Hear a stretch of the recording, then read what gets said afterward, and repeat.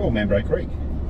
So then it took till 11 o'clock, well it has, it's taken till 11 o'clock to actually get sorted with that electrical fault.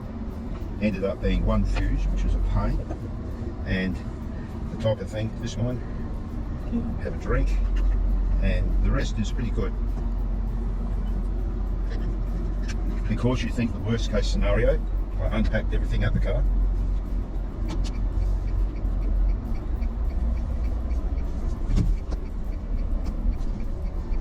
There, so the girls are gone. Yep. They're just arriving. Have a good trip. They're just arriving. Yeah. Not supposed to come till 12.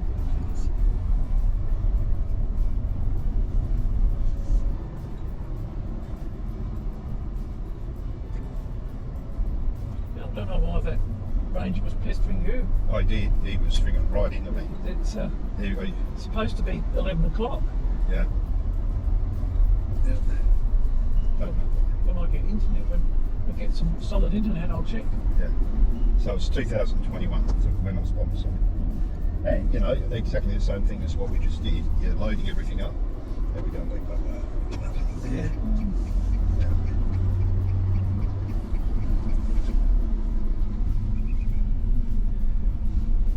Well, we've got most of everything we use now Yeah. in the Alti. Mm-hmm. We've got a slab of your tablets. There. So you got about 5.5 amps pulled out of the main battery, down 10%, which is the most it's ever been down. Which main battery? Oh, the one over here on this, Oh, right, the driving one. the actual one that everything runs off of. Oh, right. So we used a bit out of that, but that wasn't until after I actually replaced the fuse. Look at that. Little wallaby. I don't think that might be owned by somebody there. Yeah. Yeah. Is that where all the water goes through Yeah, there? it's got, well, it's a water line. Goes from the Murray right through to Whyalla.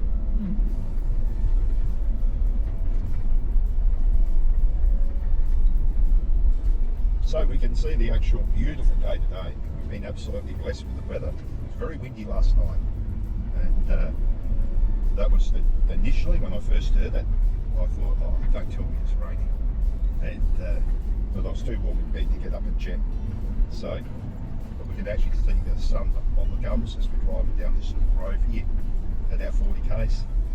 We've seen an emu, quite a large one. Wallaby, just sort of sitting up there and taking notice of what's going on, and yeah, it's quite a good bit of sun. So next stop, Port Augusta.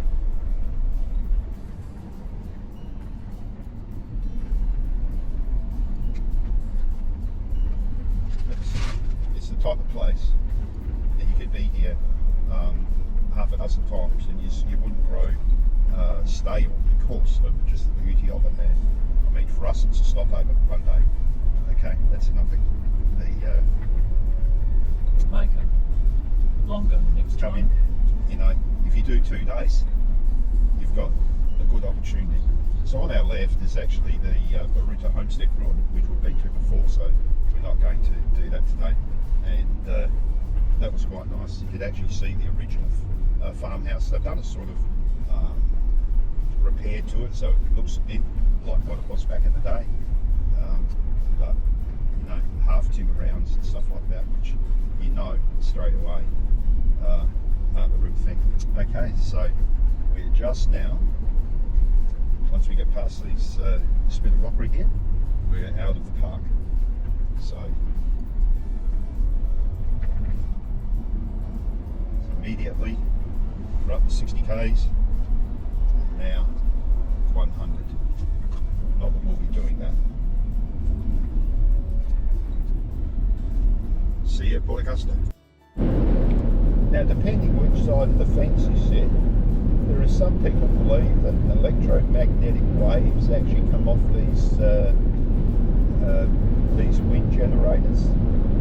Not only that, if a more hapless bird is actually flying low, it'll cut it to pieces like an oscillating fan, which is totally ridiculous. And then behind that we have another generation that has been running 10-15 years, where we have a whole heap of reflective mirrors up to a centre point, which creates incredible heat, which then actually generates, I think, steam, and then generates power, and that's run by the Coles Corporation and has been running for a long time. So we get the sun for free, although I'm sure politicians are frantically trying to work out how they can charge us for the use of sunlight, because everything they do costs money, and much of what they do doesn't work. And that's a very sad part of Australia today. But we can see over on the left-hand side there, the screen, super bright. You can see it for 20-30 kilometres, just a little tip over the land, and then all of a sudden it becomes more and more. And so each time we go past, there's a few more wind generators. They're all put in a certain coordination so that the maximum amount of wind, so they don't want one generator in front of another one to deflect airflow, and quite amazing. So we're following an RSPCA caravan.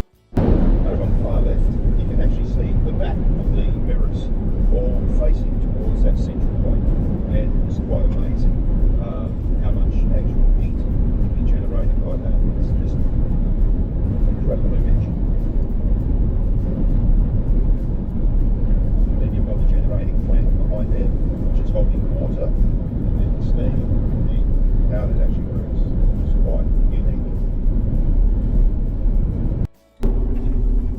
Okay, so we're heading towards Corn. We're about 20 kilometres short of that at the moment, and this morning was a bit of an excitement because our short trip to Port Augusta turned into an epic get in line, probably 35 to 40, perhaps even an hour in line. While we were sitting in line, they're doing major roadworks, and said to Sue, okay, well, let's find an electrical place. So we found an electrical place, but it ended up being a private residence, which, when you looked on the outside of it, didn't look all that reputable. But then we finally had to come across, and after having a bit of running wheels, we decided to go to Woolies. Got the plug that Sue needed, and I got a couple of extra fuses. So It was an electrical shop. yeah, so they had some a good, obviously, electrical shop. Here it is. Here's that dip. This is our famous dip just here. We took our first caravan over there at about 80 k's. It was pretty much airborne. There is no sign saying dip or anything like that, and you cannot see it to the last second.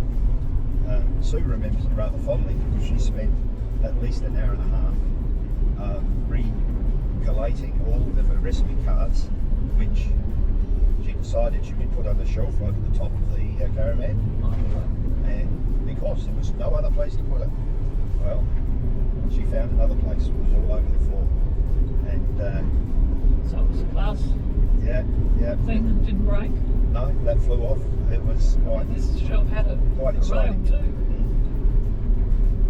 The shop had protective rails. Yeah, look at that peak ahead, just fantastic. So we've got a bit of a drive today. It's only 2 o'clock, 2:15, and we're heading towards Chambers Gorge. So there's a good hour just driving on the board, and we've got the situation where we need to sort of hold our pace, and we're filled up completely. So the actual vehicle's working fine, and all the charging's back to normal. So we ended up, even though the fuse blew, and that did not give us any charge amount, it was 63%. in the battery that runs the fridge. So we put that, and right now it's up to about 92, 95, and so we're looking good. Okay, so we're doing a cook's tour behind a few other cars and along the route of the Pitchy Railway, which is quite an enjoyable trip, well worth the effort. We'll catch up in a little while. Thank you. Oh yeah, should have helped me. Could have put your arm up and turned it on. No. Look at that, that's rather graphical. Obviously by the Steam Ranger. So, no trains. Wilmington. That's interesting. Wilmington Hawker. How about that? Alright, lovely along here. You can tell it's a non trip day for the Steam Ranger. Of course, they're not a car to be seen. A few carriages. Transcontinental, the Austral Hotel.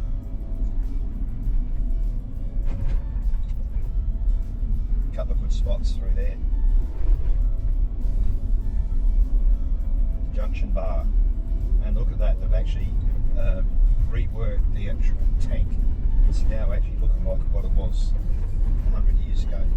The last time we went past it, it was quite well worn out. Okay, so there we have it, Hawker, Carrachilna, that's where we need to go to first of all, Carrachilna, 157 kilometres, then we actually turn and head towards Blinman, and then across to Chambers School, which will be quite interesting.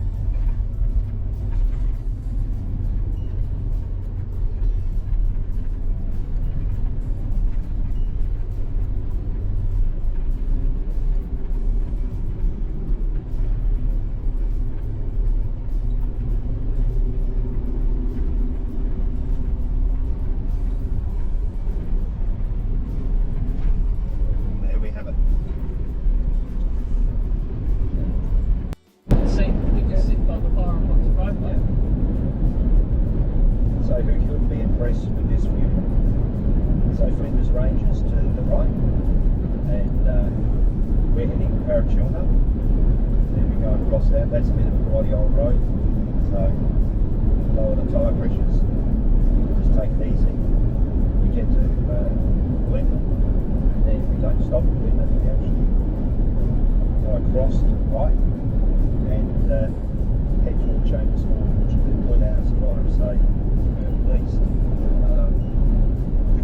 4:20, 5:20, so we'll just see how we go. We might even get a chance to use the lights tonight. But the actual views of the stone and of the mountains is just fantastic, and it's the type of view that can really stand out on a black and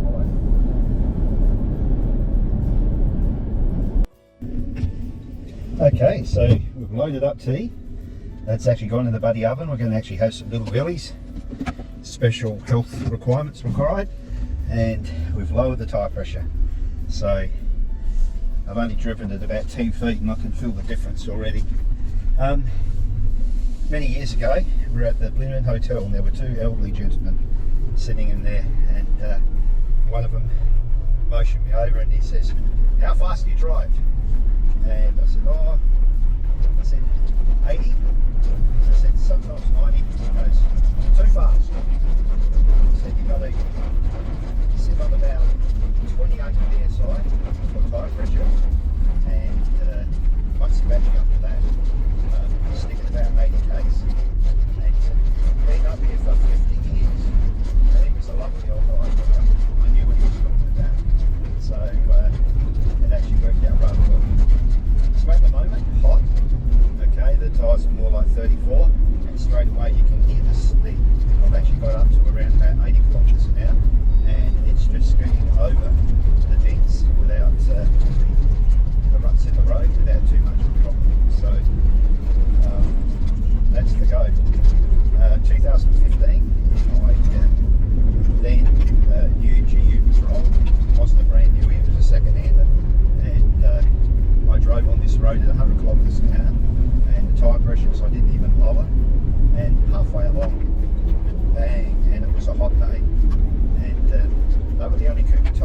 ever been unhappy with. They were actually I'll think of the name in a minute, but basically they were just too hard.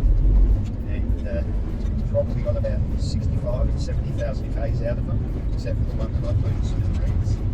But that's tire pressure, and so out here it's critical. So hopefully, okay, with the Cooper XLT, Cooper Discovery XLT 83, we will actually see how that goes. But actually the road's not too bad. Next stop, towards me. So just a lovely picture opportunity here. You can see the windmill, and just over to the right, old stone cottage over here on the left. And I came through here at a reasonable rate of knots, and ended up right here. This is where I actually blew the tyre, and I cannot work out why I didn't actually skid sideways or anything like that. And certainly the car wasn't loaded up to here. Yeah. So then we had to drive down a bit, grab some shade, and what a month thing, and no amount of tyre patching would have fixed that up whatsoever. So the actual gorge is very good, and Makina Gorge has got some fantastic rock formations, but equally so. And so by far, these two gorges are very pleasing.